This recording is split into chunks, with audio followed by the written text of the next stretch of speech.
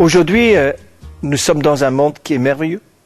Nous sommes dans un monde où il y a des changements qui se passent tout le temps. Et c'est intéressant de voir qu'il y a des gens qui cherchent à comprendre, qui cherchent à apprendre, qui cherchent à savoir ce qui se passe autour d'eux. Et c'est toujours bon de chercher. Et il y a une parole qui dit « cherche et tu trouveras ». Et c'est important de voir qu'il y a des gens qui ne trouvent pas tout de suite. Et parce qu'ils ne trouvent pas tout de suite, ils persévèrent dans leur recherche. Et je voudrais vous poser la question, est-ce que vous êtes chercheur? Est-ce que vous êtes en train de chercher quelque chose? Ou est-ce que vous avez trouvé? Ou vous dites non, j'ai besoin de rien. Mais je pense que si vous êtes devant votre téléviseur, c'est parce que vous pensez qu'il y a des choses dans la vie que vous recherchez. Et moi, je voudrais vous parler d'un homme qui était en recherche, un homme qui avait vécu dans sa culture, un homme qui avait une position sociale assez élevée, mais néanmoins, il était en recherche. Et combien de personnes sont encore en recherche parce qu'ils n'ont pas trouvé, ni à travers l'argent, ni à travers la connaissance, ni à travers les connaissances des personnes qu'on peut connaître et vivre avec. Ils n'ont pas trouvé ce qu'ils recherchent dans leur cœur. Il y a une sorte d'insatisfaction parce qu'ils sont à la recherche de quelque chose. Et je voudrais vous parler d'un homme dans la Bible qui était là en recherche pour trouver quelque chose il avait entendu parler, parce que autrement il serait jamais allé là où il est allé pour trouver.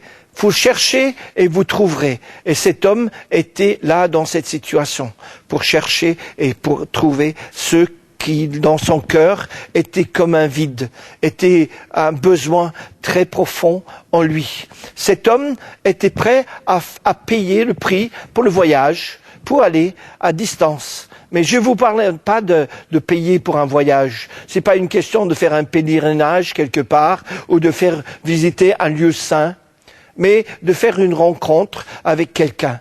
C'est de ça que je voudrais vous parler aujourd'hui, parce que cette rencontre est possible et peut changer la direction de votre vie.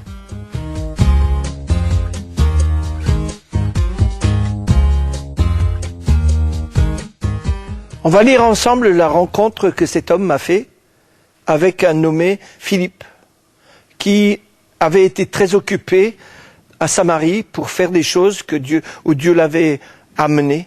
Et Philippe était là et Philippe a été envoyé.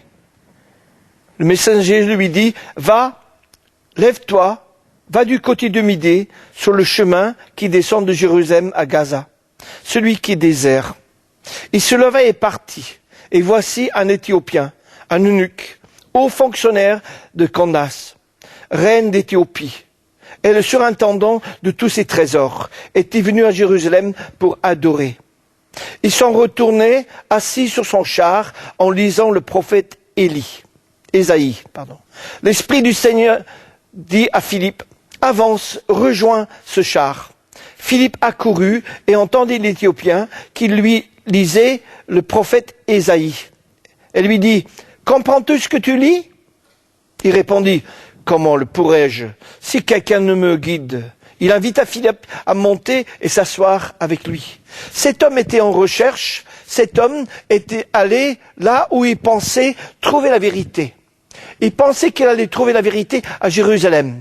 Il est allé à Jérusalem, et là, dans la ville de Jérusalem, comme vous constaterez si vous lisez les passages qui précèdent, que à Jérusalem, il y avait des grands apôtres, des grandes qui avaient marché avec Jésus, qui avaient vécu avec Jésus, qui avaient souffert avec Jésus, qui avaient, au moment de sa crucifixion, enfui et se sont cachés. Et puis qui se sont rassemblés pour être avec lui et qui ont vu Jésus monter dans le ciel et qui a été là le jour de la Pentecôte quand l'Esprit Saint est descendu sur tous les disciples, ces grands apôtres, ces disciples de Jésus qui le connaissaient personnellement, qui avaient marché avec lui. Cet homme est venu à Jérusalem pour rencontrer la vérité. Il a cherché un livre. Il lisait le prophète Ésaïe, parce qu'il savait qu'il y avait la vérité là-dedans. Mais comment ça se fait que Dieu n'a pas permis que cet homme, cet eunuque, rencontre les grands apôtres? Il n'a pas fréquenté ces gens-là. Pourtant, ils étaient connus. La ville était touchée par leur présence. La ville était en émoi à cause d'eux. Les gens étaient en manifestation contre ces gens. Et lui, il n'a pas eu une rencontre avec eux. Est-ce qu'il s'est trompé? Est-ce que Dieu n'était pas derrière ce qu'il vivait? Oui, Dieu était là. Dieu conduisait, même pour cet Éthiopien qui est venu, cet homme de haut rang, cet homme qui était l'intendant de la reine, cet homme qui pouvait avoir beaucoup d'argent et beaucoup d'estime et beaucoup de pouvoir et autorité. Il est venu et Dieu a conduit qu'il ne rencontre pas les apôtres.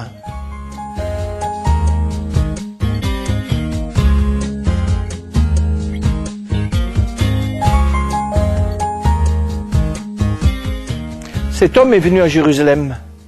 Il avait une culture là où il vivait. Il avait une croyance là où il vivait. Il avait une réputation là où il venait. Il venait là à Jérusalem dans une autre culture. C'était pas sa culture à lui.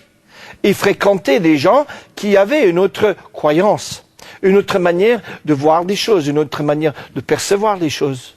Lorsque on vient au christianisme, et je ne parle pas du christianisme de l'Occident, je parle du christianisme de la Bible. Lorsqu'on vient au christianisme de notre culture, dans lequel nous avons grandi, dans notre culture où nous avons appris des choses, nous avons appris à lire et à écrire, nous avons appris à parler et à écouter. Dans notre culture, il y a des choses qui ne correspondent pas à la culture biblique, qui ne correspondent pas à la culture qui est la culture de Dieu. Mais on vient avec une autre culture. Mais cet homme était prêt à se remettre en question. Le problème aussi, c'est que, comme je viens de dire, cet homme n'a pas rencontré les grands apôtres. Parce que les grands apôtres, ils avaient leur culture. Et dans leur culture, ils ne pouvaient pas accepter qu'un Éthiopien vienne et se donne à Dieu. Parce que dans leur culture, à eux, à leur époque, il fallait faire partir de leur peuple pour entrer là-dedans. Moi, ce que je trouve extraordinaire avec le christianisme, avec le Christ, c'est il est capable de prendre les gens de toutes les cultures pour les mettre ensemble et faire un seul peuple. À un moment, Jésus dit, j'ai des brebis qui ne sont pas de cette bergerie, je vais aller les chercher, et qu'est-ce qu'il dit? Il y aura un seul troupeau et un seul berger. C'est Jésus qui dit ça dans Jean chapitre 10. Et c'est intéressant de voir que cet homme, avec sa culture, est venu en recherche et il n'a pas trouvé. Il rentrait chez lui. Il lisait Ésaïe. Il lisait la parole de Dieu. Est-ce qu'il avait compris? Est-ce qu'il pouvait comprendre? Il était incapable, en étant tout seul, de comprendre les choses parce qu'il avait besoin. Parce que dans sa culture, quand il lisait la Bible, il le lisait à travers sa culture et pas selon ce que le Saint-Esprit pouvait l'éclairer. Parce que nous avons besoin du Saint-Esprit pour comprendre les choses. Le christianisme n'est pas une dimension intellectuelle, bien qu'il y a quelque chose d'intellectuel dans la connaissance et la compréhension de Dieu, mais c'est pas l'intellect qui s'ouvre, c'est le cœur qui s'ouvre. Vous trouverez ça pour Lydie, que le Seigneur a ouvert son cœur. C'est pas, il a ouvert son intelligence. N'est-ce pas que lorsque nous étions sur la route, nos cœurs brûlaient en nous, disaient les deux, sur la route d'Emmaüs?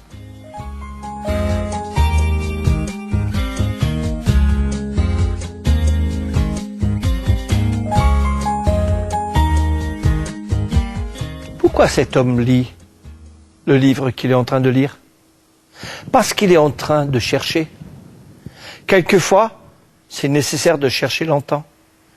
Dans la société dans laquelle je vis, la patience, la persévérance, l'entêtement pour aller jusqu'au bout ne sont pas les choses qui sont bienvenues.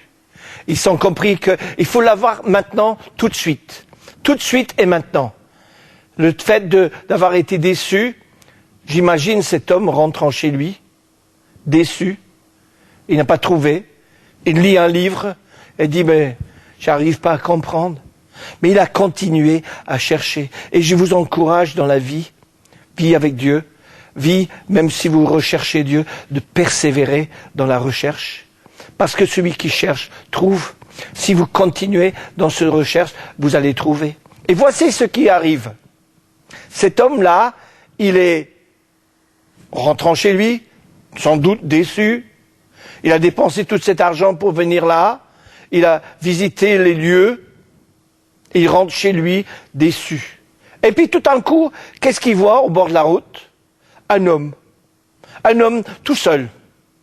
J'imagine cet homme n'était pas à son hauteur intellectuelle, à son hauteur sociale, quelqu'un qui fait du stop sur le bord de la route, comme ça. Cet homme qui s'appelle Philippe, cet homme qui sans doute était couvert de poussière parce qu'il avait fait le trajet depuis la Samarie jusqu'à la route de Gaza. Pourquoi Dieu a fait venir Philippe de Samarie quand à Jérusalem c'était plus proche, c'était plus près? Je vous dis pourquoi. Parce que Philippe n'avait pas d'a priori, n'avait pas de préjugés sur les gens qu'il voyait. Il voyait l'Éthiopien. Il voyait cet homme qui était très respectable. Cet homme qui était, comme nous avons lu, haut fonctionnaire de Candace, reine d'Éthiopie, et surintendant de tous ses trésors. Philippe ne voyait pas cet homme de haute estime dans la société, cet homme riche. Il voyait le cœur de cet homme. Philippe était amené là par l'Esprit de Dieu pour faire quelque chose. Et cet homme, il voit cette personne sur le bord de la route. Et cet homme s'approche de son char et court à côté de lui. L'Éthiopien ne s'arrête pas. Philippe, il court vers lui. Philippe est prêt à dire, moi, je sais que le Saint-Esprit me demande de parler avec ces gens, de parler avec cet homme, de partager avec cet homme. Et Philippe s'approche du char et commence à entrer dans une conversation avec lui. Une conversation qui est extraordinaire, mais extraordinaire dans sa simplicité.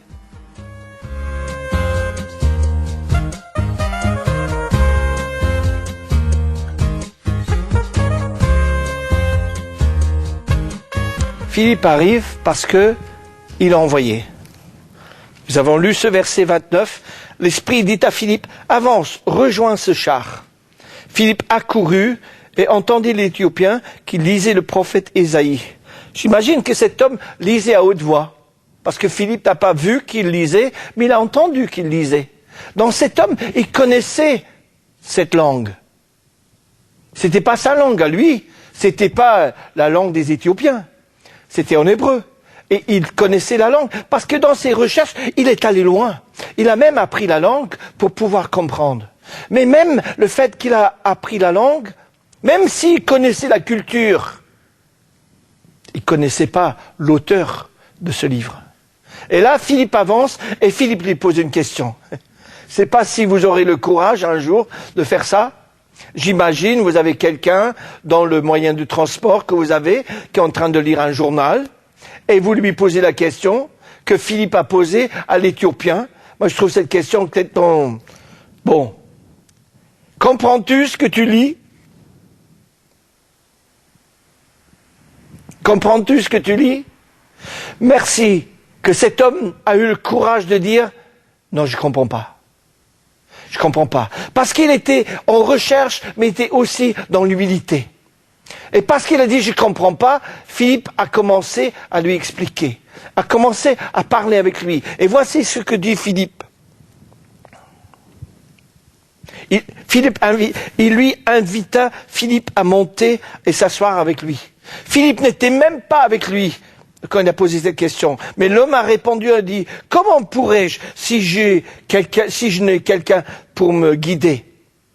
Et cet homme, dans son humilité, a accepté que cet autostoppeur monte avec lui et lui explique les choses. Et le passage qu'il lisait était celle-ci. Le passage de l'Écriture qu'il lisait était celle-ci.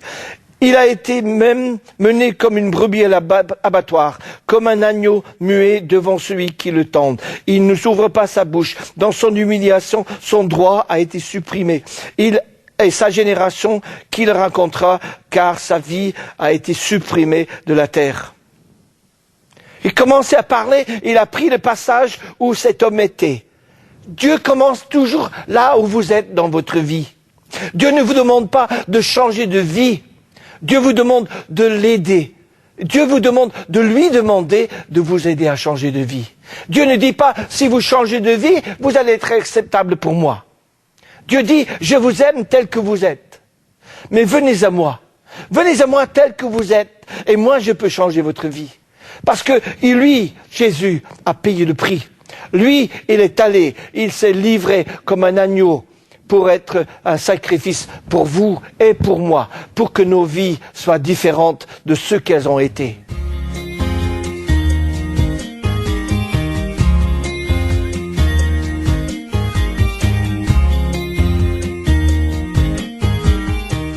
Quand Philippe parle de la parole, l'eunuque lui pose la question. Verset 34 du chapitre 8 du livre des Actes. L'eunuque prit la parole et dit à Philippe, « Je te prie, de qui le prophète dit-il cela? De lui-même ou d'un autre ?» Alors Philippe ouvrit la bouche et commençant par ce texte, lui annonça la bonne nouvelle de Jésus. La bonne nouvelle de Jésus. Est-ce que vous entendez des bonnes nouvelles souvent dans les journaux, à la radio? Vous entendez souvent des bonnes nouvelles? Mais moi j'ai une bonne nouvelle à vous annoncer. La bonne nouvelle de Jésus. C'est une bonne nouvelle, l'évangile. C'est une bonne nouvelle pour vous. C'est-à-dire qu'il y a de l'espoir. C'est-à-dire les choses ne sont pas obligées de rester telles qu'elles sont. Elles peuvent changer. De toute façon, d'une manière ou d'une autre, les choses vont changer. Mais les choses peuvent changer pour le meilleur. Parce que c'est une bonne nouvelle, c'est pas une mauvaise nouvelle. On entend tellement de mauvaises nouvelles. Mais là, Philippe commence à lui annoncer la bonne nouvelle. Comme ils continuent leur chemin, ils arrivent à un point d'eau. L'eunuque dit, voici l'eau. Qu'est-ce qui m'empêche d'être baptisé? Qui a parlé de baptême?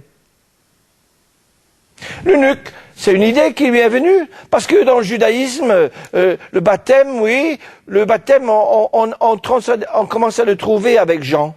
Et là, c'est une baptême pour la repentance. Mais qui parle de baptême? Sans doute quand Philippe lui annonçait la bonne nouvelle, une partie de la bonne nouvelle, c'est que tu peux vivre une autre vie. Ta vie peut être ensevelie avec Christ. Et nous avons ça plus tard dans l'Épître aux Romains, où Paul donne l'image du baptême comme un ensevelissement. Comme un ensevelissement. C'est-à-dire le vieil homme, le vieux a été enterré. Et vous sortez l'eau. Le baptême, pourquoi il insiste et dire, qu'est-ce que je peux être baptisé? Qu'est-ce qui empêche? Il y a de l'eau. Qu'est-ce qui empêche? Rien qui l'empêche.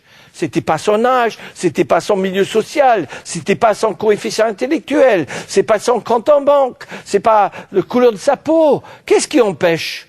Dit l'eunuque. Qu'est-ce qui empêche? Voici, il y a de l'eau. Qu'est-ce qui m'empêche d'être baptisé? Qu'est-ce qui peut vous empêcher d'être baptisé? La seule chose qui peut vous empêcher d'être baptisé, c'est que vous ne croyez pas. Celui qui croit et qui sera baptisé sera sauvé. C'est pas celui qui sera baptisé et qui croit qui sera sauvé. La croyance doit précéder le baptême. Le baptême est un acte d'obéissance à la bonne nouvelle. C'est de dire, tu as fait quelque chose pour moi, Seigneur, moi je suis prêt à te montrer que je suis prêt à être enseveli pour que ton nom soit glorifié.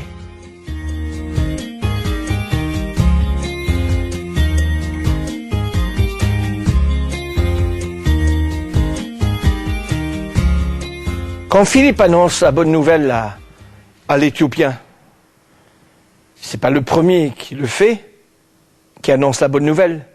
Il est en train de suivre le chemin qui a été ouvert par Pierre. Pierre, nous trouvons ça dans le livre des Actes, chapitre 2, où Pierre parle le jour de la Pentecôte, il prêche la bonne nouvelle. Et Pierre dit dans le chapitre 2, je ne vais pas vous lire tout le passage, mais dans le verset 37, la réaction des gens qui ont entendu la prédication de Pierre, après l'avoir entendu cela, ils eurent le cœur vivement touché. Et ils dirent à Pierre et aux apôtres, frères, que ferons-nous?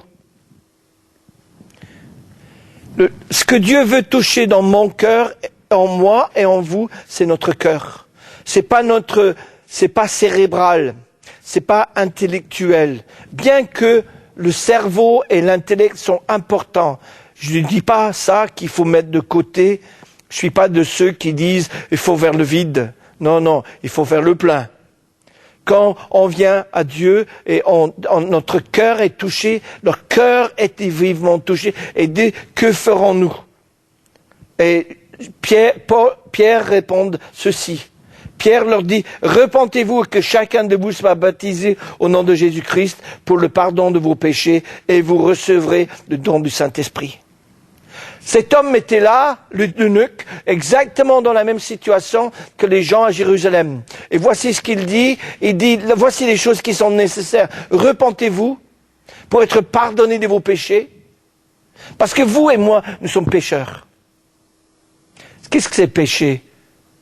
C'est pas uniquement d'avoir tué ou braqué une banque. C'est d'avoir manqué la cible. C'est de ne pas avoir été à la hauteur de ce que Dieu voulait de nous. Mais lorsque nous repentons, nous disons, moi je me détourne de ces choses, je les donne à Dieu. Je demande à Dieu pardon pour mes péchés. Et puis après, là je peux être baptisé. Là je dis, je veux m'engager. Le baptême est un signe extérieur de l'engagement qu'on fait avec Dieu. Moi j'ai le signe ici de mon engagement avec quelqu'un. C'est pas ça, mon mariage. C'est le signe du mariage que j'ai, de l'union, de l'alliance que j'ai avec celle qui est mon épouse. Et le baptême est un engagement. C'est pas une chose qui est superstitieuse, c'est pas un acte mystique, c'est un engagement, c'est quelque chose qui est commandé dans la parole. Crois, sois baptisé et tu seras sauvé. Et cet homme, il passe par les eaux de baptême.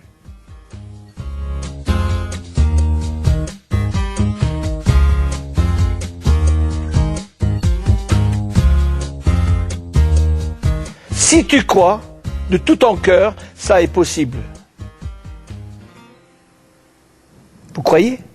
Tu crois de tout ton cœur? C'est possible. Et il dit ceci. L'eunuque répondit, je crois que Jésus-Christ est le Fils de Dieu.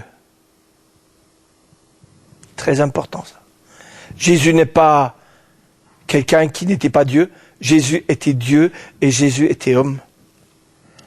Il ordonna d'arrêter le char. Tous deux descendirent dans l'eau, Philippe ainsi que l'eunuque, et il le baptisa. Quand ils furent remontés hors de l'eau, l'Esprit du Seigneur enleva Philippe, et l'eunuque ne le vit plus. Alors que joyeux, il poursuivait son chemin. Quand cet homme est sorti de l'eau, qu'est-ce qui s'est passé? Avant, il était un homme avec ses problèmes, ses difficultés, ses fardeaux. Il était en recherche, et là il a trouvé. Et ce que je trouve extraordinaire, il est joyeux. Moi je trouve que quand on est chrétien, on est joyeux. Toujours joyeux. On a toutes les raisons, aussi bien sur la terre que dans le ciel, d'être joyeux. Cet homme n'avait pas changé de religion. C'était pas une question de changer de religion. Il a fait une rencontre avec une personne, et cette personne, c'était Jésus. Jésus de Nazareth, celui qui était l'agneau de Dieu immolé sur la croix pour donner la vie. Il a besoin de l'aide. Philippe était là pour l'aider. Philippe était disposé à amener quelqu'un que les autres n'auraient jamais considéré. Jamais considéré comme étant quelqu'un digne ou quelqu'un capable de venir à la connaissance de Jésus-Christ, à venir dans la famille de Dieu. Et Philippe est amené par le Saint-Esprit à parler avec lui, et cet homme a été touché dans son cœur et il est rentré chez lui joyeux. J'imagine le retour à la maison, quand il parle avec la reine. Comment t'as vécu là-bas? Qu'est-ce que t'as vécu? J'imagine qu'il a dit, oh, le voyage, très bien, j'ai vu tous les sites historiques, c'est intéressant. Non, je pense que la chose qui lui a parlé, c'est ce qu'il a vécu dans son cœur. Qu'est-ce qui est important dans votre vie? Je vous invite à prier et de dire, moi je crois que Jésus-Christ est le Fils de Dieu. Merci Père, que tu nous ouvres le cœur. Tu ouvres notre intelligence pour comprendre que Jésus est le Messie, que Jésus est le Sauveur. Et nous l'invitons maintenant à être le Seigneur de notre vie. Amen.